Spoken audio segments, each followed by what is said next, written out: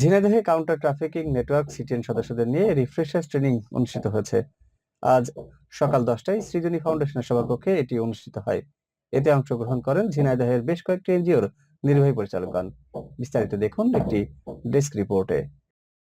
Switzerland সরকারের আর্থিক সহায়তায় উইনরক ইন্টারন্যাশনালের বাস্তবায়নে এবং রূপান্তরের আয়োজনে আশ্বাস প্রকল্পের আওতায় ঝিনাইদহে কাউন্টার ট্রাফিকিং নেটওয়ার্ক সিটিএন সদস্যদের রিফ্রেশার্স প্রশিক্ষণ অনুষ্ঠিত হয়েছে। আজ বৃহস্পতিবার 26শে ফেব্রুয়ারি দিনব্যাপী শহরের সৃজনী ফাউন্ডেশনের সভাকক্ষে এই রিফ্রেশার্স প্রশিক্ষণ অনুষ্ঠিত হয়। অনুষ্ঠানটির সভাপতিত্ব করেন সিটিএন সদস্য আব্দুর রহমান। অনুষ্ঠানে সোশ্যাল মিডিয়া ব্যবহার নিয়ে প্রেজেন্টেশন করেন ঝিনাইদহ জেলা সিটি আইপি সভাপতি ইমন হাসান।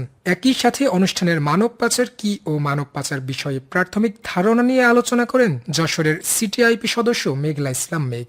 নিরাপদ অভিবাসন নিয়ে আলোচনা করেন আশ্বাস প্রকল্পের প্রোগ্রাম অফিসার উজ্জ্বল কুমার পাল। এছাড়াও সিটিএন এর ভূমিকা নিয়ে আলোচনা করেন আশ্বাস প্রকল্পের প্রকল্প সমন্বয়কারী মোহাম্মদ রবিউল ইসলাম বাবু এবং মানব পাচার প্রতিরোধ কমিটির সম্পর্কে ধারণা ও সক্রিয়করণ কেন গুরুত্বপূর্ণ সে বিষয়ে আলোকপাত করেন রূপান্তর ও আশ্বাস প্রকল্পের ঝিনাইদহের প্রোগ্রাম অফিসার আল মামুন।